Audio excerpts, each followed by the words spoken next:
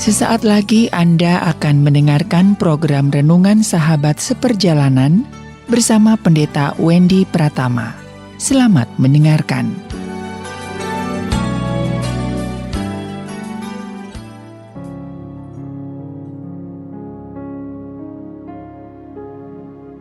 Selamat berjumpa kembali dalam layanan audio Sahabat Seperjalanan. Hari ini adalah hari Jumat 17 Maret 2023. Tema renungan saat teduh kita dengan judul Menghindari Jebakan. Menghindari jebakan. Firman Tuhan terambil dalam Amsal pasal 7 ayat yang ke-6 sampai dengan ke-8. Karena ketika sewaktu-waktu aku melihat-lihat dari kisi-kisiku, dari jendela rumahku, kulihat di antara yang tak berpengalaman, kudapati di antara anak-anak muda seorang teruna yang tidak berakal budi, yang menyeberang dekat-dekat sudut jalan, lalu melangkah menuju rumah perempuan semacam itu. Mari kita berdoa. Bapa yang di dalam sorga, ada banyak cara jebakan dan jerat yang membuat kami jatuh di dalam dosa. Biarlah kami menjadi orang yang berhikmat, yang bisa membedakan manakah jebakan dan manakah yang bukan jebakan. Dalam nama Tuhan Yesus kami berdoa. Amin. Shalom sahabat seperjalanan yang dikasihi Tuhan. Ternyata orang yang jatuh di dalam dosa tidak selalu memang orang pendosa yang kerjaannya kebiasaannya seperti demikian. Yang lebih miris adalah justru adalah orang yang baik-baik. Orang yang baik-baik, orang yang tidak punya rencana berbuat buruk, namun karena satu dan lain hal, kemudian dia terjebak dan terjerat. Dan biasanya tentu yang namanya jebakan dan jerat itu seakan-akan tidak mengandung bahaya, seakan-akan biasa saja. Demikian juga dalam kisah dalam Amsal pasal 7. Anak-anak muda ini dikatakan terjebak. Anak-anak muda ini terjerat. Oleh siapa? Oleh perempuan yang semacam itu. Dalam ayat yang ke-8 dikatakan, yang menyeberang dekat sudut jalan lalu melangkah menuju rumah perempuan semacam itu. Kalau wanita-wanita perempuan yang seperti yang dicatat dalam Amsal pasal ke-7, tentu dia adalah wanita berpengalaman bagaimana dengan tujuan dan motif mendapatkan bayaran dengan cara menjual dirinya sendiri. Dan kita tahu dengan jelas bahwa perempuan yang seperti demikian pun pada dasarnya itu bukanlah pilihan hidupnya, bukanlah jalan hidupnya. Namun dari kisah yang banyak berangkat dari keluarga broken karena masalah ekonomi, karena masalah putus cinta, ataupun alasan-alasan lain. Dan saya meyakini bahwa itu bukanlah profesi yang diharapkan dan dicita-citakan, namun karena keadaan terjerat. Demikian juga kemudian teruna-teruna muda ini melihat wanita yang di pinggir jalan, namanya teruna muda, tentu gairahnya secara hormonal, secara pertumbuhan fisik tentu lebih membara daripada lelaki dewasa, sekalipun tetap itu selalu ada. Karena tidak berpengalaman, Alkitab mengatakan, didapati anak-anak muda seorang teruna yang tidak berakal budi, yang menyeberang dekat sudut jalan, lalu melangkah menuju rumah perempuan semacam itu. Pada waktu senja, pada petang hari, di malam yang gelap, maka datanglah menyongsong dia seorang perempuan berpakaian sundal dan hati licik, cerewet, dan lihat perempuan itu kakinya tak dapat tenang di rumah.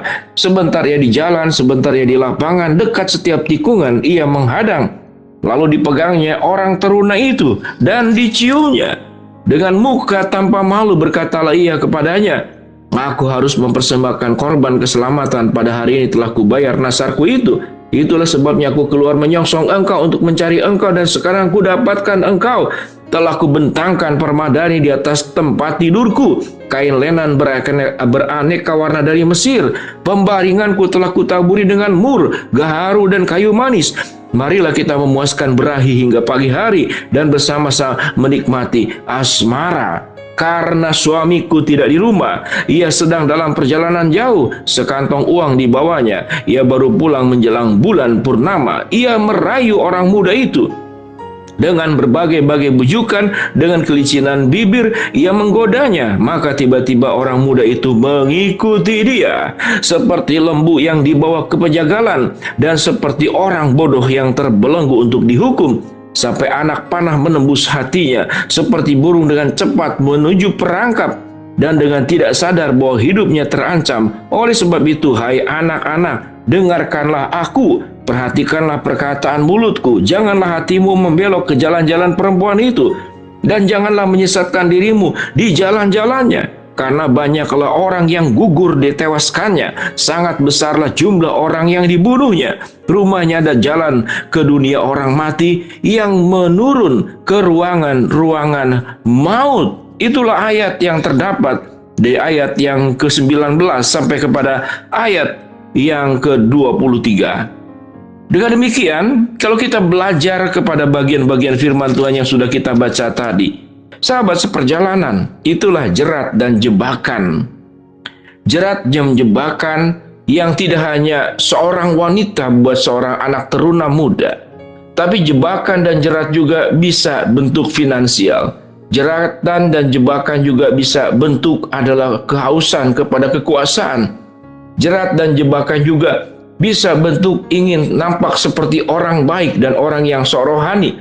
Sehingga tidak heran kita melihat banyak aspek-aspek kebaikan, aspek-aspek kerohanian justru dipertontonkan kepada manusia dan bukan dipersembahkan buat kemuliaan Allah. Ini pun berbahaya sekali. Dengan demikian sahabat seperjalanan, bahwa sesungguhnya jebakan dan jerat bisa berbagai macam cara dan bisa berbagai macam rupa. Namun pada bagian firman Tuhan yang kita baca tadi dalam Amsal pasal 7 ayat yang ke-6 dan seterusnya, yang saya bacakan seluruh ayat-ayat sampai kepada ayat bagian akhir dalam pasal ke-7.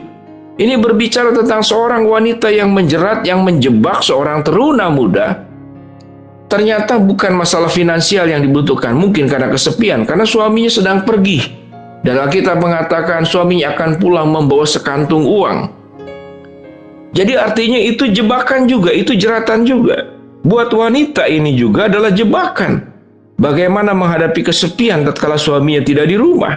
Demikian juga seorang teruna muda yang belum menikah, yang tidak punya pengalaman, lalu didatangi oleh seorang wanita, kemudian dirayu, dibujuk, digiring. Alkitab mengatakan seperti lembu. Lembu yang dibawa kepada penggiringan. Itulah jebakan dan jerat. Seakan-akan jebakan dan jerat itu tidak membahayakan. Namun sesungguhnya di penghujungnya Alkitab mengatakan engkau akan ditewaskannya, engkau akan dibunuh oleh jebakan itu. Masa depanmu akan dihancurkan. Dengan demikian sahabat seperjalanan, apapun bentuk jebakan, apapun bentuk jerat, apapun bentuk pencobaan, biarlah kita menjadi orang-orang yang berhikmat, orang-orang yang berakal budi, meminta kepada Tuhan sebuah kepekaan untuk membedakan mana yang benar dan salah. Meminta kepada Tuhan sebuah kepekaan untuk melihat manakah kebaikan yang benar-benar baik atau kebaikan yang sifatnya berupa jerat dan perangkap. Termasuk pinjaman online, onjol, termasuk kemudahan-kemudahan, termasuk mungkin ajakan-ajakan yang membuat kita jatuh di dalam dosa.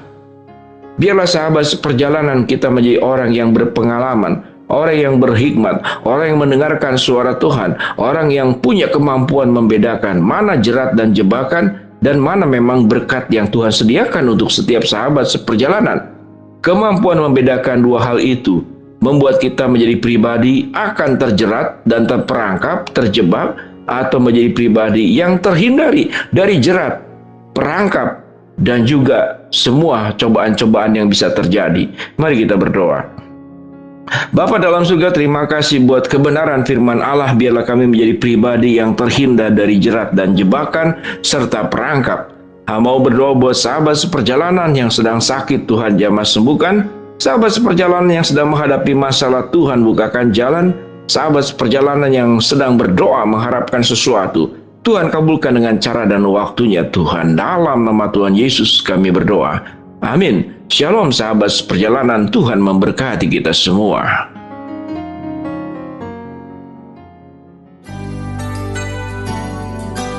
Anda baru saja mendengarkan program Renungan Sahabat Seperjalanan bersama Pendeta Wendy Pratama.